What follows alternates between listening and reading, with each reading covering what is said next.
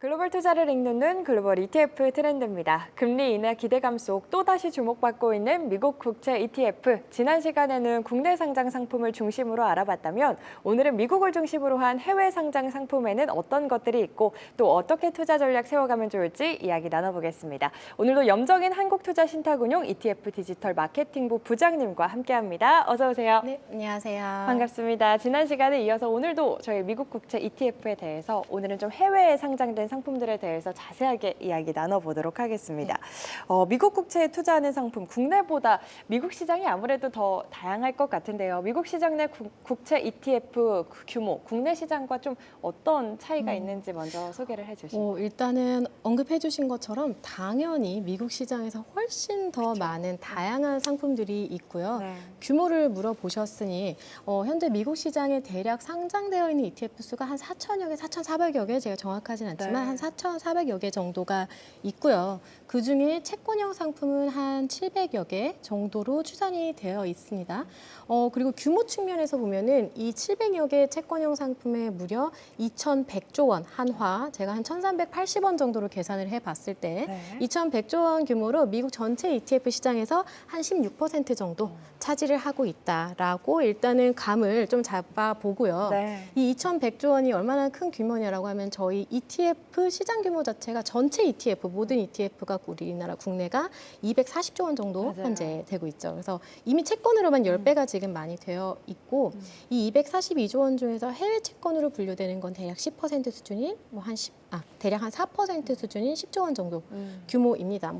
규모로서는 비교하기는 조금 그러네요. 어렵죠. 확연히 큰 차이가 네. 나는데 그럼에도 국내 시장에서 어쨌든 미국 ETF 관련된 이제 인기가 이제 자체가 끌어들인 게 한 2, 3년밖에 안 됐으니까 좀 빠르게 저희 나라에서도 성장을 하고 있는 추세이긴 합니다. 네, 미국 시장이 당연히 더 크긴 하지만 생각한 것보다 더 크네요. 거의 200배가 넘는 수준의 규모인 것 같은데 그럼에도 국내에도 역시나 다양한 상품들이 출시되고 있고 또 빠르게 성장하고 있는 추세이다 이야기를 해주셨습니다. 미국 시장에 상장된 상품 중에 좀 저희에게 익숙한 상품이다라고 하면 TLT 정도가 떠오르는데요. TLT를 비롯해서 대표적인 미국 국채 ETF 어떤 상품이 있는지 소개를 해주신다면. 네, 그래서 TLT가 가장 이제 가장 딱 기억에 네. 남는 거는 우리나라 투자자들이 그만큼 TLT에 많이 투자한다는 건데 TLT가 대표적인 장기형 상품입니다. 그러니까 금리 인하가 된다면 가장 많이 오를 저희 국내 투자자들한테 가장 인기가 있을 수밖에 없는 이제 민족의 약간 그런 영향이 좀 있는데 어쨌든 우리나라 투자자들 성향상 오를 땐 시원하게 오르는 걸 또 선호하잖아요. 그런 측면에서 TLT가 인기를 끌었지만은 이제 규모 기준으로 보게 된다면은 SGOB라고 해서 국내에도 뭐 한국판 SGOB가 있지만은 이런 초단기 국채에 투자하는 상품이 대략 한 74조 원, 75조 원 규모로 지금 상장되어 있고 이제 IEF라고 해서 중기물 그리고 뭐 전 만기에 분산 투자하는 GOBT 등 여러 가지 국채 ETF들이 상장이 되어 있습니다. 그리고 꼭 이런 것뿐만이 아니라 뭐 물가 연동 채권이라든지 아니면 우리나라 사람들이 또 굉장히 좋아하는 거 하나 있어요. TMF라고 이 30년 많이 아시는 들어본 네, 곱하기 3배 레버리지형 네. 상품이 있습니다. 그래서 TMF 등 특수 목적의 ETF들도 굉장히 많이 상장되어 있어서 투자자들의 선택에 이제 선택할 수 있는 전략의 폭이 굉장히 넓다라고 보실 수 있을 것 같습니다. 네, TLT를 비롯해서 초단기 국채인 SGOB 그리고 IEF, 미국에 상장된 대표적인 미국채 ETF 이야기를 해주셨는데 미국과 한국 외 국가에 상장된 미국 국채 ETF도 있을 거 아닙니까? 그쵸. 저희가 조금 주목해 볼 만한 이 글로벌 ETF 어떤 게 있을까요? 이게 사실 제가 미국 외에 상장된 굳이 미국 국채를 투자하는데 그쵸. 미국에 상장된 걸 투자하든지 아니면은 이제 환전하기 귀찮으니까 한국에 상장된 걸 투자하면 맞아요. 되는데 굳이 미국과 한국 외에 나라에 투자를 한다?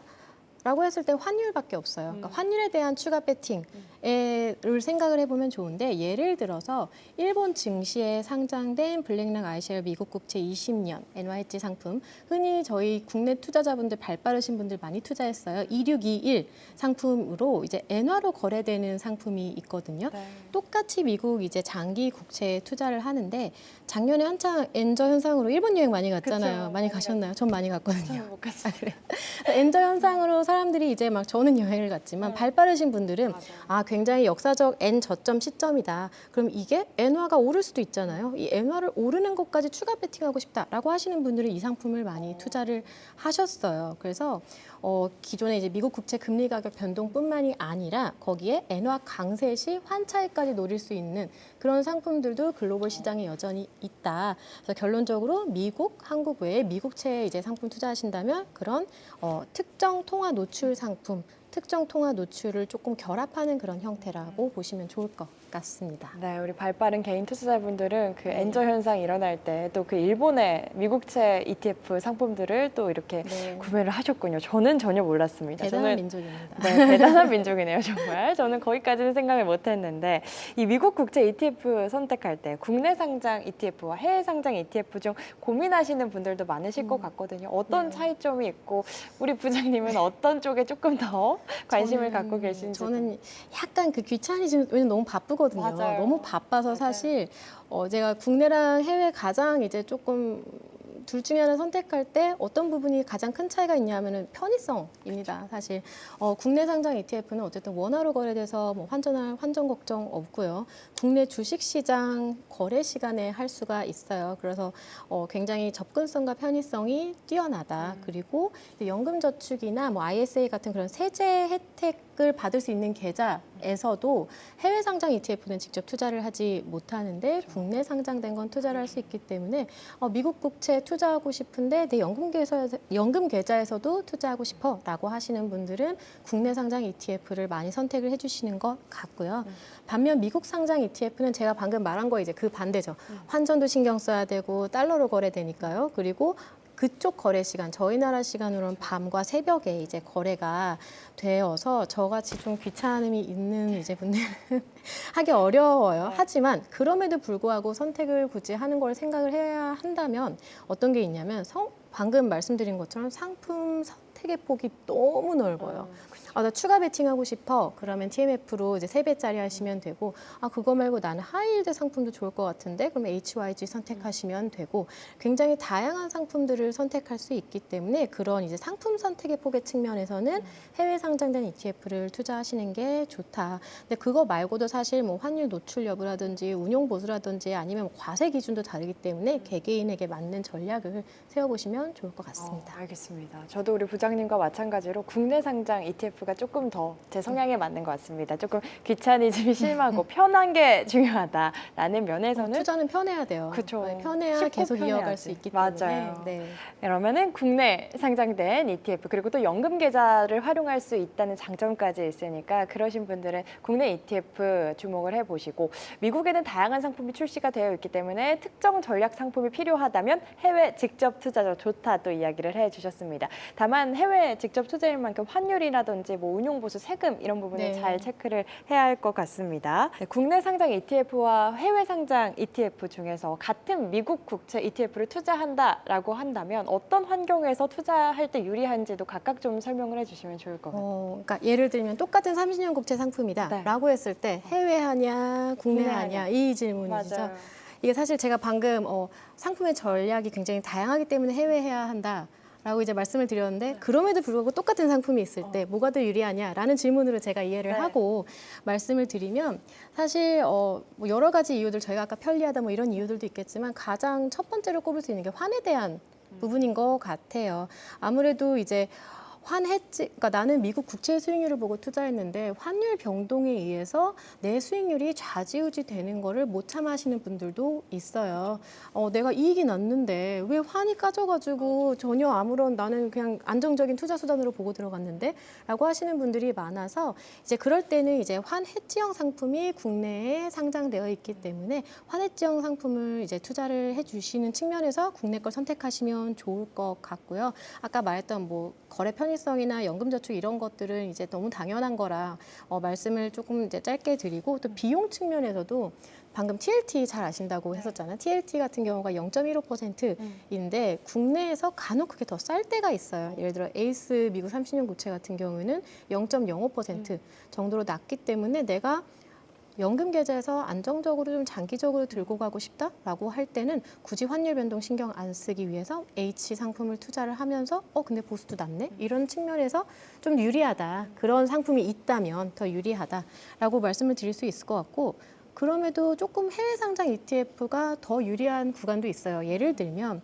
글로벌 유동성이 국내랑은 비교가 안 될 정도로 풍부하기 때문에 네. 뭐 단기 매매나 이벤트 대응이 가능하고요. 특히 요즘처럼 미국 뭐 고용 지표나 FOMC처럼 야간 시간의 변동성이 굉장히 큰 시간대 실시간으로 보면서 조금 대응할 수 있다. 라는 측면에서 조금 더 내가 액티브하게 하고 싶다라고 하시는 분들은 해외 상장된 상품을 이용하시는 게 조금 더 유리할 수 있을 것 같습니다. 네, 같은 ETF다라고 가정을 해서 우리가 투자를 한다고 했을 때 투자 목적이 장기 보유거나 안정 수익이면 국내 ETF로 충분하고 단기 트레이딩 관점에서 접근을 하시거나 글로벌 이벤트 베팅이면은 해외 ETF 활용이 더 유리하다라고 이해를 하면 될 것 같습니다. 최근 원달러 환율 변동성이 굉장히 크잖아요. 맞아요. 미국 국채 ETF 환 노출형과 환 해지역 선택 시에 환율 환경을 좀 우리가 어떻게 고려를 하면 좋을까요? 이거는 사실 환율을 예측하는 거는 저는 그 어떤 전문가도 환율을 딱 예측해서 그게 뭐 맞으면은 뭐 좋지만 환율은 좀 예측의 영역은 아닌 것 같아요. 물론 전반적인 매크로 환경에 영향을 받는 것도 맞고 근데 항상 전 느낀 게 좀 사후적으로 사람들이 해석하는 느낌이 있어요. 환율은. 네. 그래서 좀 환율을 선택하는 건 좀 어렵지만 그럼에도 불구하고 이 환 노출과 환 해지형 선택이 수익률에는 큰 영향을 주는 건 마찬가지이기 때문에 이를 좀 투자 전에 전략적으로 판단하실 필요가 있는데 우선은 달러가 강세가 될 거다. 달러가 강세가 된다는 거는 환율이 오른다는 뜻이겠죠. 네. 1,000원에서 1,200원, 1,200에서 1,400원.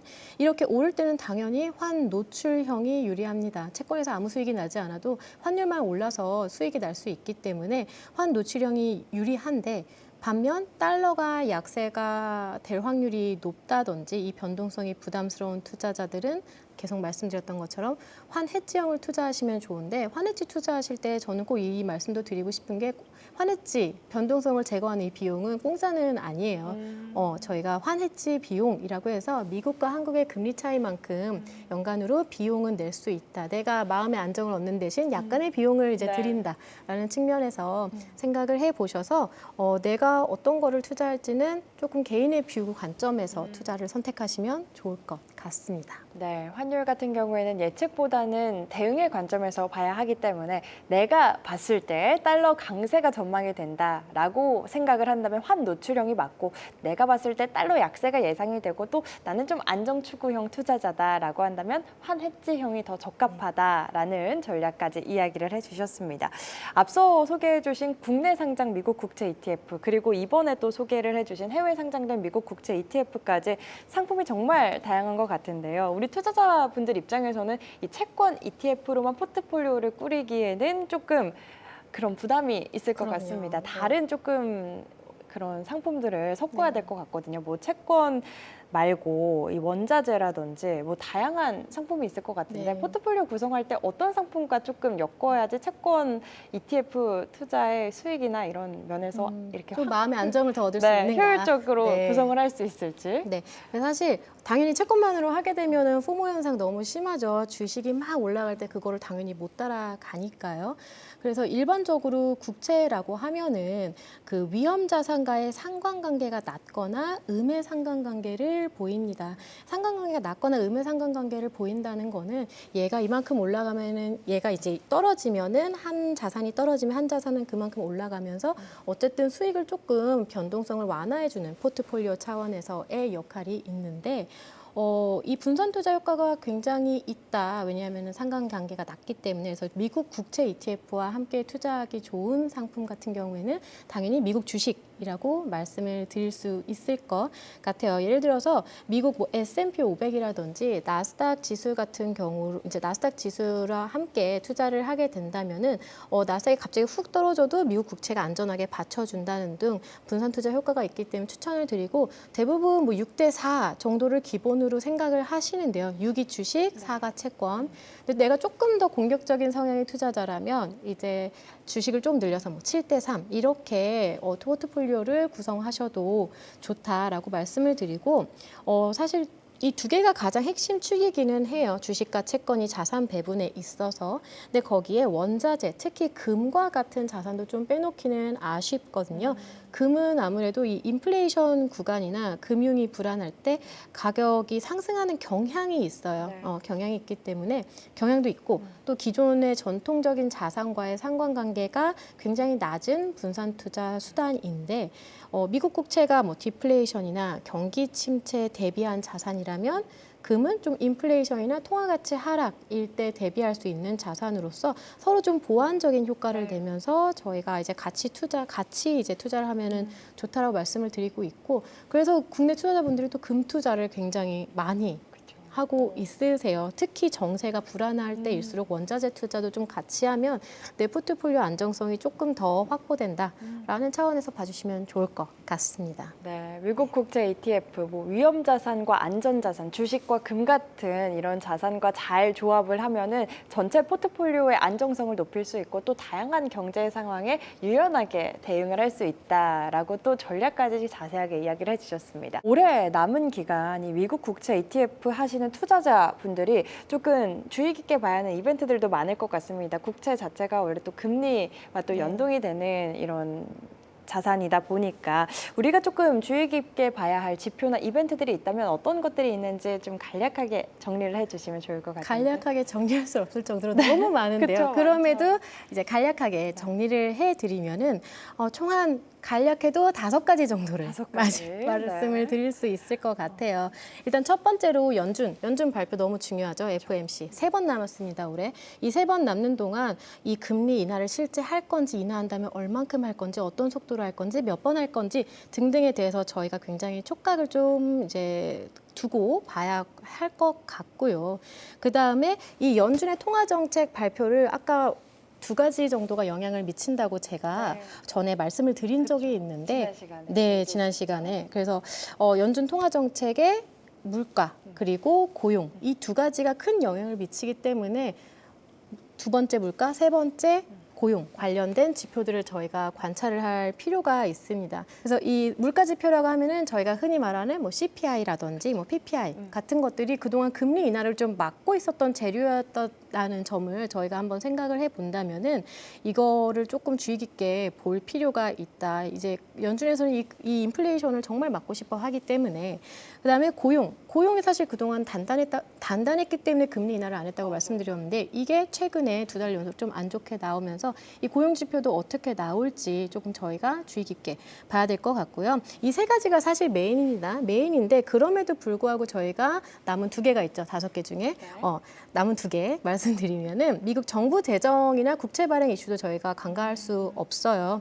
미국 국채 투자에 있어서 미국 정부가 얼마만큼 국채를 더 이제 발행을 할지 재정 상황은 어떠한지 뭐 부채 한도 협상이라든지 이런 등등등등 저희 이제 국채 금리 영향을 미치기 때문에 그런 것도 한번 바라볼 필요가 있다. 그리고 마지막으로는 지금까지는 어떻게 보면 좀 대내적인 요인이었습니다. 미국 시장의 대내적인 요인이었다면 좀 대외적으로 국제적인 요인도 저희가 바라볼 필요가 있어요. 뭐 전쟁 등으로 인해서 뭐 유가가 갑자기 폭등한다면 인플레이션에 영향을 줄 거고 인플레이션이 높아지면 또 금리 동결될 수도 있고 이런 등등 이제 대외적인 환경도 저희가 한번 집중을 해서 바라볼 필요가 있다. 그래서 정리하면은 저희가 하반기에 연준 금리 인하 실행 시기와 속도 그리고 그거를 가늠할 수 있는 소비 지표랑 고용 지표 그리고 다양한 미국 정부 재정 상태라든지 국외 요인까지 조금 통합적으로 바라볼 필요. 너무 바쁘죠? 미국채 투자하려면.